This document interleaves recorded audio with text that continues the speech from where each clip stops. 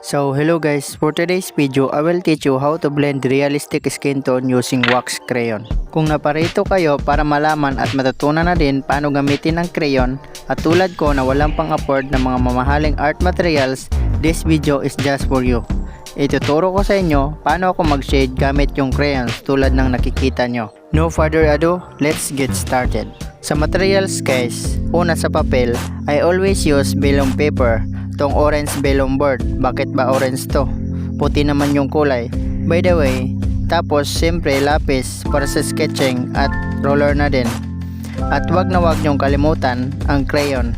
I preferred na kiddie crayon yung bibilhin nyo. For my years of experience, mas okay yung kiddie kaysa sa lahat ng mga crayon na available sa market ng Pilipinas. At panghuli, dapat mayroon kayo nito, sharpener. Kahit ano guys, basta kasya yung crayon. Explain ko mamaya bakit napaka-importante ng sharpener sa crayon portrait natin. Ang ituturo ko sa inyo ngayon guys ay una basic shading, layering at saka final shading. Kaya panoorin nyo hanggang dulo. Ito yung mga set of colors na palagi kong ginagamit. Magsimula tayo sa basic shading. Unang gagawin nyo ay dark to light shading. Kailangan nyo munang matutunan yung basic shading bago tayo tumungo sa layering at sa final shading. Sa katunayan, magagamit din to sa mga portrait yung basic shading. Tulad dito sa mga part ng mga shadow at sa mga ilang parte ng portrait. Dapat sa basic shading, unahin nyo yung dark color tapos i-shade nyo into dark to light na pagkahagot. Tingnan nyo sa simula at dahan-dahan yung i-light shade sa dulo. At ulit-ulitin nyo lang yung process hanggang mga 3 or 4 na layer of color, which is yung dark to light din na set of color. Example, red plus orange, then yellow, tapos white. Pwede din black plus brown, then white. Dati guys, sa mga contest, lalo na sa mga poster making contest, di ba crayon kadalasan gamit dyan? Puro basic shading lang talaga gamit ko dati. Nananalo din naman minsan. Wag na wag nyong skip yung video guys, baka makaligtaan nyo yung important details na sasabihin ko. At paki-subscribe naman dyan at paki-ring yung notification bell button para di mo ma-miss yung mga future tutorials about crayons. Nakalimutan ko palang isama sa materials kanina. Brush guys, pangwalis sa mga crayon dust. Kailangan mong tanggalin yan. Nakakasira kasi yan sa portrait natin. Dito sa basic shading na to, 6 na kulay pala ginamit ko dito guys. Sa mga commission ko na gamit yung crayons, 4 na kulay lang talaga palagi kong ginagamit sa paggawa ng mga realistic skin tone. Mamaya sa dulo, i-reveal ko ang set of colors na ginagamit ko sa paggawa ng realistic skin tone. Aralin nyo muna to guys, itong basic shading, dark to light shading. Sa pagkakaalam ko, di lang naman sa crayon magagamit yung basic shading. Sa ibang materials din naman. Nagdagdag ako ng white sa light area. Napaka-importante ng white guys kung crayon gamit mo.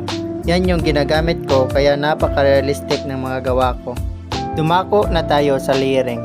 Ito pala yung set of colors na palagi kong ginagamit sa paggawa ng skin tone. Ang iba dito guys ay nasa 24 color na kiddie crayon at ang iba naman ay nasa 36 color na kiddie crayon lang lamang nakikita. Kaya kung bibili kayo, yung 36 color na kaagad para kompleto. Sa layering, una gumawa ka muna ng base tone. Gamitin mo yung pinaka-light na color na gagamitin mo sa skin tone. Example, sa red, orange at yellow, yung yellow yung gagamitin mo sa base tone. At kung gagawa ka ng base tone, dapat very light shading lang guys. Dapat pantay yung pag-apply mo. Halimbawa sa muka, dapat gumawa ka ng base tone. Yan yung magsisilbing first layer mo para maset mo yung susunod na layer na ipapatong mo. Dapat ganito ang kalabasan ng base tone nyo guys, pantay. Sunod, patungan nyo ng next layer guys.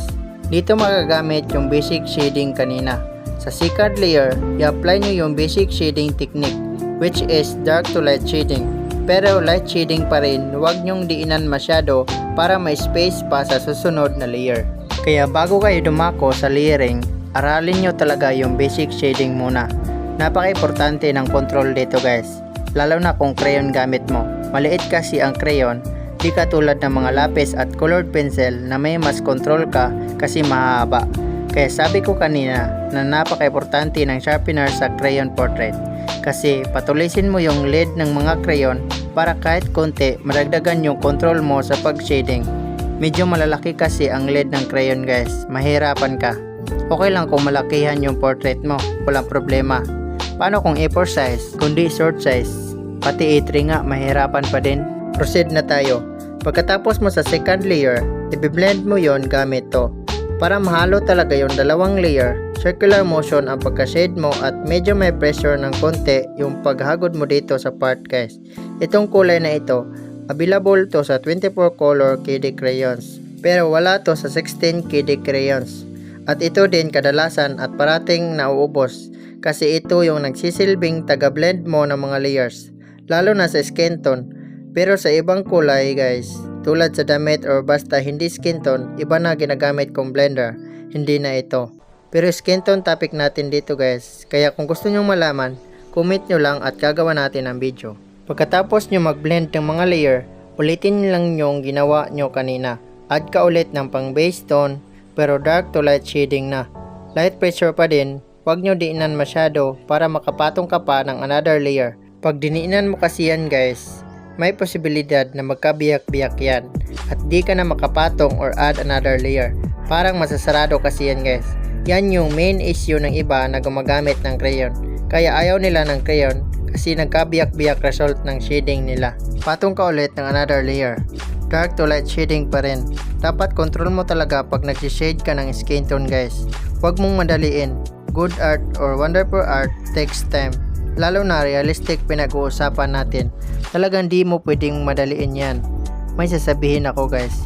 Kung gusto mong maging realistic mga gawa mo, pagtuunan mo ng pansin yung shadow, value, tapos highlights. Kahit di mo nakopyahin lahat ng details sa reference, magiging realistic pa rin yan. Blend mo ulit yung pinagpatong mong layers guys. For this time, dapat may pressure na ang pagmix mo ng layer. Ulit-ulitin mo lang yung process guys, hanggang makuha mo yung gusto mong outcome. Dapat ganito kalabasan ng shading nyo. Hanggang 2 or 3 beses ko pinapaulit-ulit yung process guys. Mas smooth kasi ang kalabasan. Nasa inyo na kung daragdagan nyo ng dark color or light color. Basta ganun lang yung process. Gawa ka ng base tone, tapos add layer, tapos i-blend mo. Ulit-ulitin mo lang yung process hanggang makuha mo yung color of skin tone na gusto mo. Kadalasan, ginagamitan ko ng white guys, pang pa-smooth. Para siyang nagmumukhang binabalutan ng plastic yung skin tone na gawa mo. Para sa akin, maganda yung crayon. Kaso masakit sa kamay, maliit kasi. Aaminin natin, limited lang yung color of choices mo. Pero kung magiging artistic ka lang, walang problema. I-reveal ko na yung mga kulay na ginagamit ko sa paggawa ng skin tone. Una guys, tong tan. Nasa 36 KD crayon to. Ginagamit ko to pang base tone. Tapos ito naman guys ay mahogany. Ginagamit ko to pang second layer. Tapos ito, nagsisilbing blending tool. Flesh naman ito. Nasa 24 at 36 color to siya nakikita guys. Tapos sa mga dark parts, gumagamit ako ng earthstone. Nasa 36 color lang to nakikita. Tapos minsan gumagamit ako ng black. At yun lang guys, sana may natutunan kayo. Thank you sa panonood.